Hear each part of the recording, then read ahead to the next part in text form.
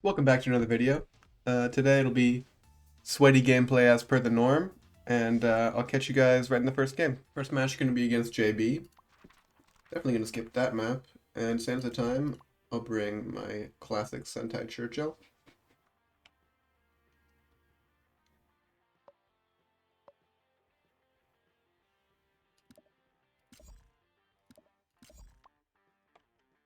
Go with sub farm and bomb, no problem.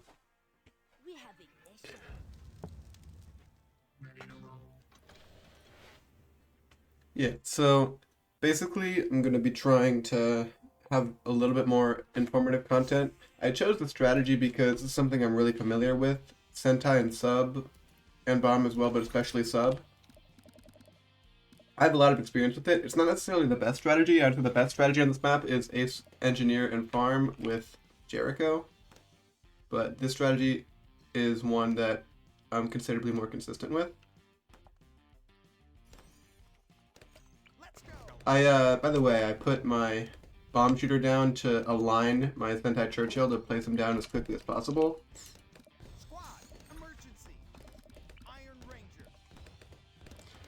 And yeah. A little bit of targeting micro, nothing too serious. If I'm actually able to target away from popping the AI, I'll be able to get my round 2 farm, which is especially nice. Yeah, and I'll be able to get my round 2 farm here. Usually on this map with this hero, you can't get round 2 farm, but if you're careful with your micro about not popping the AI, it can be really nice for you.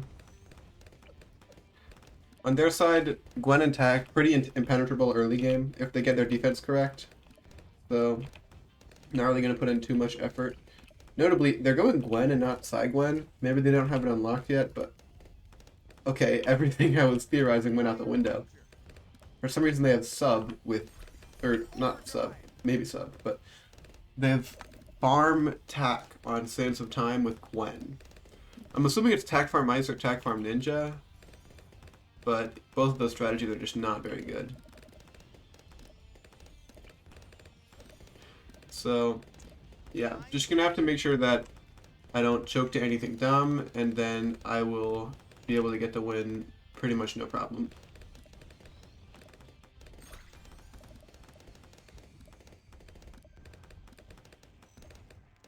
Not sending me any white balloons yet.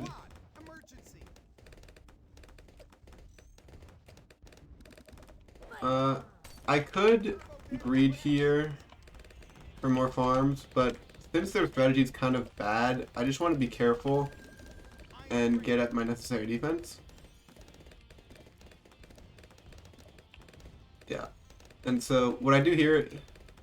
Oh, it's really important that stays on last. 001 sub with Sentai will actually fully defend black balloons for you on this map if you keep it on strong, because it gets a really nice angle here, and this obviously pops the layers. You'll trickle leak a little bit, but yeah. That's one of the main reasons that I run this strategy, is that the defense is just so strong that I don't even need to worry about anything until round 9 or so. It pretty much always aims up in this direction because of the pink balloons, and then you're just looking really good.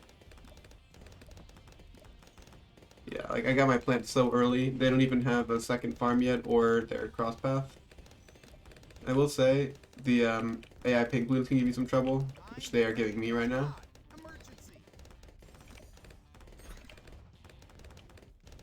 But like, it's also important to not panic. Like, I can use my ability here because I am consistently leaking, but it's important not to overreact. And I'll get my machine gun on this round, so I'll be completely safe. It's gonna be Wiz. Yeah, Wiz. No reason to run Gwen. Run Jericho, or run Quincy, or run an actual hero that's not Gwen. It's just a shit hero.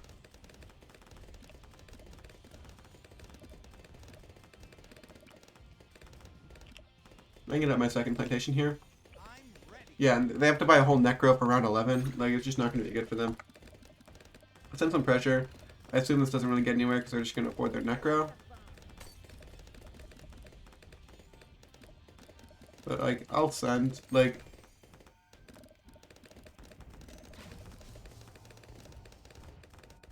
Are they dead? They're dead. Yeah. So, no, they live. Very interesting Maelstrom. Maybe a tiny bit late. Hard to say. They go down to 1 bar. Yeah, being able to slow down time during rushes is a very strong ability.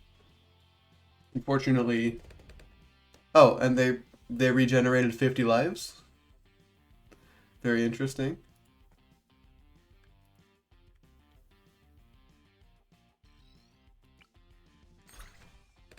Yeah. So they have a Maelstrom on their screen. I have no idea where they got those 50 lives from, but maybe they used the mail earlier on their side of things.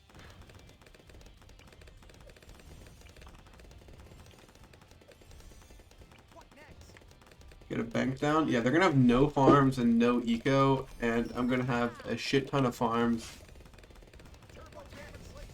Ooh, yeah. Yeah, so they're going to rush me. That's basically going to be all their money pretty much ever.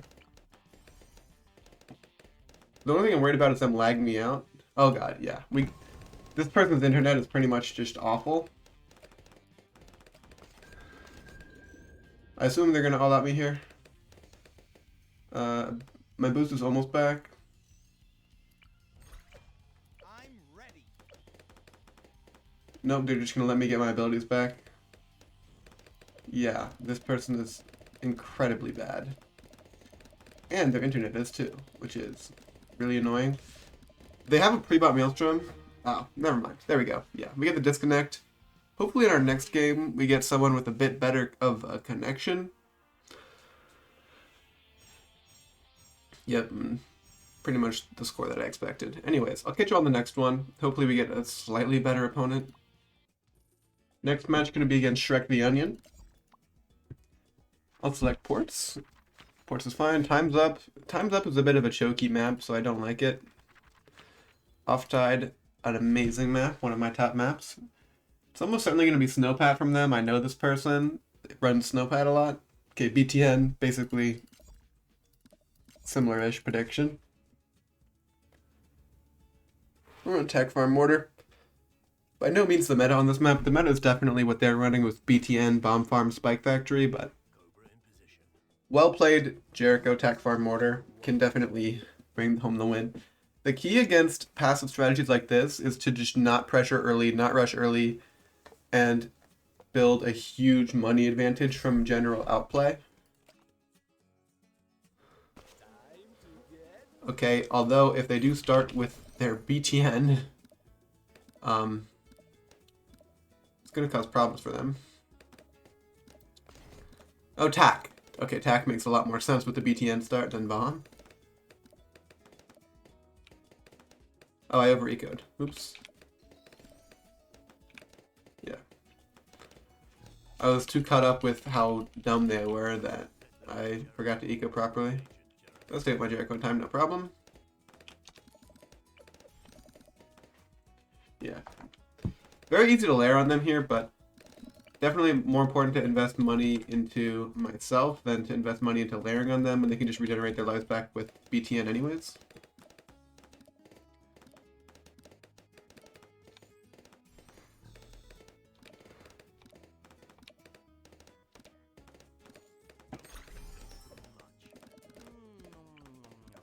Yep, with yellows, I'm happy to buy my upgrade. I'm just going to focus on my red eco because ultimately these rounds will get stalled out once my Jericho camos start spawning. So I'm assuming it's going to be some sort of Tack Farm glue, Tack Farm spac. People like to run. Get my farmer down if I can. Not quite. They don't get it either though, which is fine. It is going to be farm, and I'm assuming glue or spac. Either of which, if they get up their necessary defense, it'll just be impossible to rush them and a waste of money. So, yeah. It's very important to know when you can rush, when your opponent's vulnerable. Like, rushing isn't all good or all bad. Like, if you win with a cheeky rush that your opponent should have been able to defend, sure, you sent them a choke rush, but it's not like you were all outing them. It's still their fault for choking to the rush. So yeah, sending good rushes that have a chance to kill if your opponent doesn't defend very well, or even if your opponent is vulnerable and you send an all-out rush and it works, just because they're supposed to be able to go later, that's still their fault for failing to execute. And if your rush fails, that's your fault because you didn't send enough. So yeah. Even on like a long map like Sands of Time, Oasis, Star, there are times when it's appropriate to send an all-out rush early in the game. It's going to be Tac Farm Bomb from them, by the way, which is just very questionable. I can already like think of a few vulnerabilities in the future for them, but obviously these towers are very sturdy early on.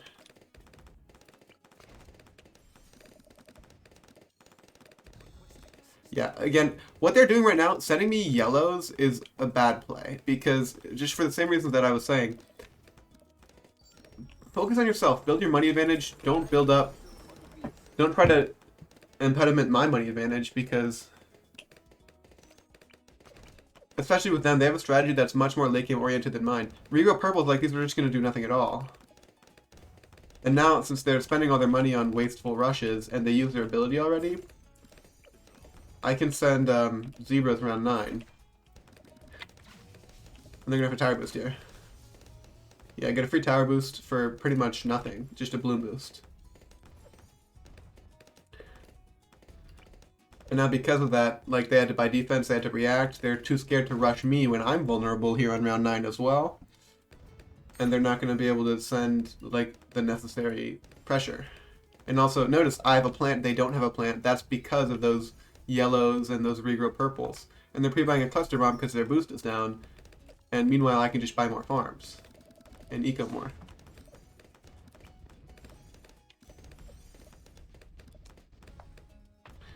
And now, with their hero choice, I have Jericho, which is going to give me a money advantage. And they have BTN, so now they're going to have to buy this. Actually, they pre-bought it, but still, the point stands. And I'm just getting a huger and huger money advantage with my steel. I'm assuming they're going to spend a rush, and I'm just going to be ready to buy a Maelstrom. Not that I'll necessarily need it. I have a lot of other options I can get too.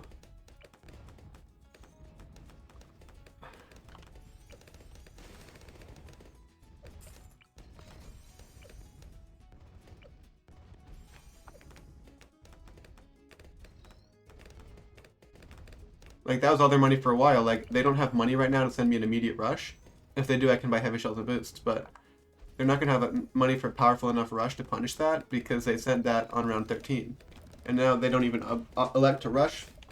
They elect for more passive play, which they should have been doing from the get-go. Now, I have reason to believe, since they're not buying farms and they're not ecoing, they're going to be saving up for a rush. So, okay. Another thing sometimes slightly worse players do is they, instead of saving up for a rush, they save up to pre-buy more defense, which is just dumb. Just have good micro and be ready to buy the defense when you need it. Do not buy it beforehand. Because now, I'm forcing an overdrive by doing nothing. I'm forcing an overdrive because he's scared that I might send a Moab. Buy the overdrive, or the tax sprayer even, if I send the Moab.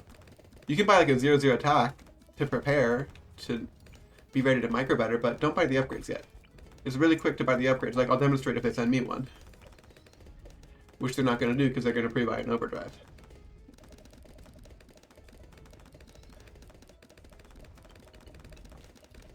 Especially when you're down in money, never buy upgrades for free when you're down in money. You need to do everything you can to claw back some advantage. And even more so with a hero like BTN, who's super defensive, super forgiving.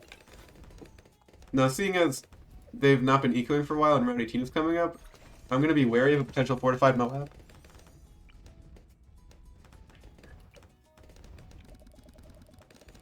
Not wary enough to fully stop my eco, but definitely to slow down. I'm assuming they're going to plan on buying a bank here.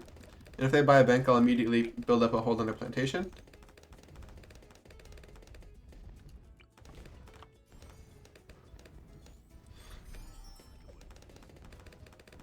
But if not, I'm just, like, I want to float enough money to buy an A battery here. Case in point.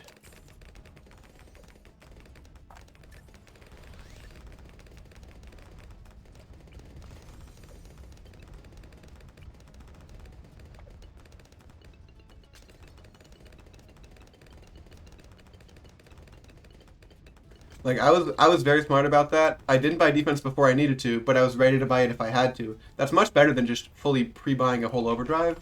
It's like floating money for an overdrive. You might need an overdrive, you don't know if you do. So wait until you either need it or don't. And if you don't need it, then don't necessarily spend all that money right away, but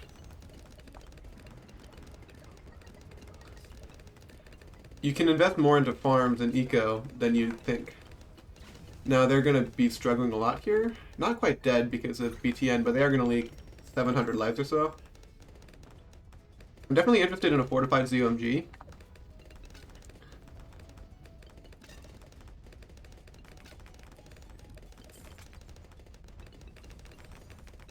Yeah, there are recursive cluster.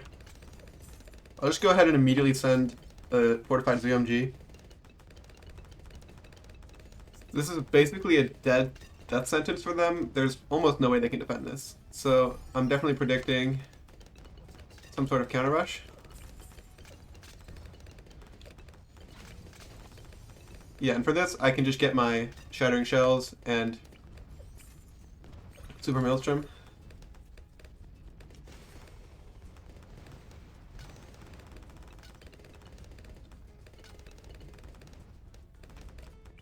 And just in case, more BFBs. I'm going to get my Maelstrom ability back for this, so it's going to be no problem. Now, I might be able to send something to kill them slightly faster, but what's the point of that? What do I need to do that for? Time to start a new hive? I don't think it's time to start a new hive. I'm going to be real.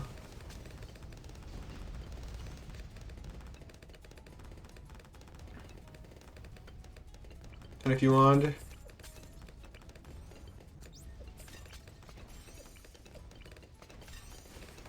Yeah, whatever. Anyways, like I just calculated when it was good to send a rush and when it wasn't, and I knew they were floating a ton of money for a long time, so if they're floating all that money, there's no reason to send a rush that they can defend. Like, it's better to sometimes wait for the execution. Like, they are being executed, there is nothing they can do to beat this, their only hope is to counter, and then you can defend their counter. I hope that helped a little bit. I can do perhaps one more game. Yeah, I'll do one more. Final match going to be against Mr. Late Game Hero. I'm going to be going a late game hero. Benjamin. Not quite a late game hero, but we'll go our regular attack farm wins, no problem.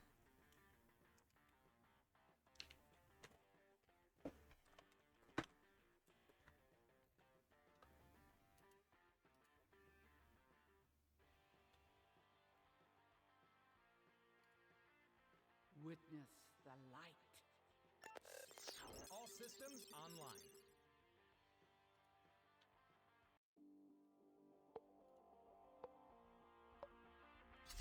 Starting out, attack shooter, no problem.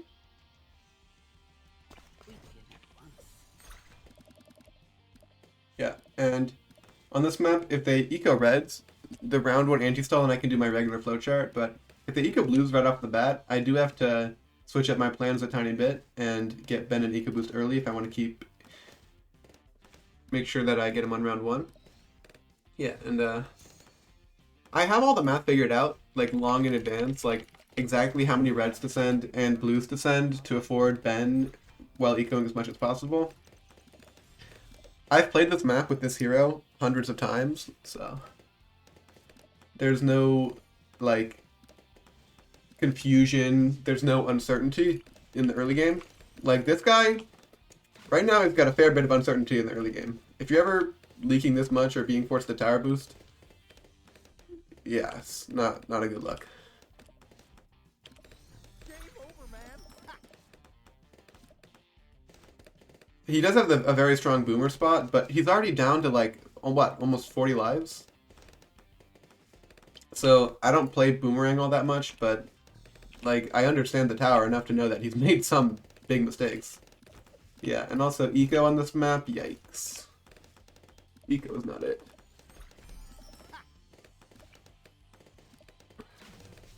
They're gonna bloom boost at me. Have you tried turning it off? Gonna do basically nothing. I will buy my blade shooter. I usually would buy farm upgrade, but since they're bloom boosting and layering on me, it's okay to buy that instead. Now, with this blue eco, they've been ecoing very, very aggressively. Like, they've been spending a lot of their money on eco. I'm curious, will they afford the ricochet? And the answer is yes, so bit of a waste of a bloom boost there. Never mind, I got a tire boost. Not sure that they needed that, but I guess I did leak a good bit. Yeah. So they have a large amount of uncertainty in their early game. They don't entirely have any idea what they're doing. Try turning it off and on again. Oh, Like, on round 6, I usually like to buy Wizard. I did misplace my positioning a little bit. I like to buy it closer to, like, here. But that's fine. It's not a particularly bad spot. And also notably, they didn't send any green eco. They sent all their strong eco early on, and now when it's time to actually get your eco up, they're not doing it. So they're going to be bored. They are going to send me yellows for about 2 centuries. So I'll get another fireball right away.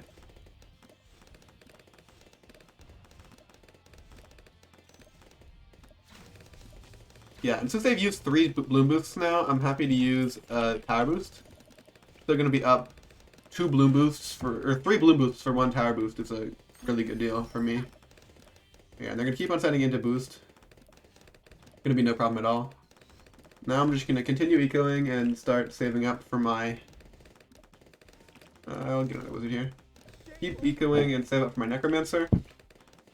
If they send zebras next round, I'm very ready to just get a couple fireballs. I'll send zebras to them to force some more defense, because their current defense is not good enough to beat it. I will expect another tower boost here in a second, because even on ability I'm not sure if it's good enough. I assume they just buy a whole round 9 more glaives, with the way they've been ecoing.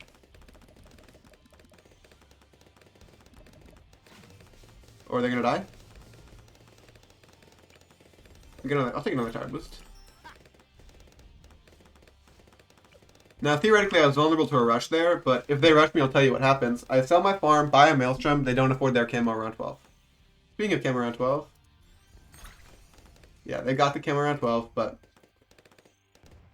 come around 13 and higher rounds, they're probably going to have enough money to buy their more glaives, so I'm not necessarily going to send them anything immediately. I'll send them a few things, but not like a huge rush. oh yeah. Get my bank up this round and compound that advantage. Yeah, they get their more glaives, like, they're fine. For the time being, at least. They're down 2 boosts, they have no bloom boosts. Like, their eco is crippled. I'm at a huge advantage right now. Even though the strategy is more equipped to go into late game, like, they can't be affording this for very long. I'm not worried about any pressure from them, so I can greed as much as I want. Executing accurately. That did get a little closer than I would have liked it to, but that's also another rush from them. And rushing from them is going to be a lot pricier than it is for me to defend it. Like, even if I have to sell my plantation here, it's not really too bad for me. Awesome. Force them to start their rush early. Because, yeah, purples and whites, not going to be a very effective rush.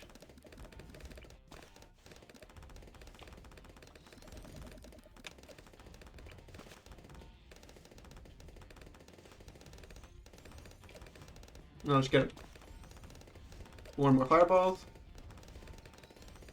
Have you tried turning it off and on again? Yeah. And even though it's my last tower boost, that doesn't really hurt me all that much, because my money is so much stronger than theirs. This is going to be Boomer Mortis back for them. They have no bloom boost, so what am I worried about with a tower boost? They sack their spike pile? Definitely one way to defend that. Yeah, they're just going to be dead here. Or that's their last tower boost, which basically puts the nail in the coffin for them, and they might be dead on boost. Yeah, looks like it. So, I used all of my tower boosts well. Like, I used each tower boost to greed and improve my position. It's a lot better to use tower boosts to improve your position in a calculated way than to use your tower boosts because you're scared you're about to die. And, like, in some situations I was scared that I was about to die, but I was ready to take the chance that I might need a tower boost instead of buying more defense. One principle that Ryan Mahalik actually made me think of, or has said first maybe, is that you either boost or buy defense, don't do both. So in that situation, I was choosing to boost instead of buying defense, and as a result, their money situation was so bad they just collapsed and died on round 17. Anyways, that's going to be it for the video. I hope you guys enjoyed, maybe learned something new. These weren't the strongest opponents, but they weren't too bad. Anyways, I'll see you guys tomorrow.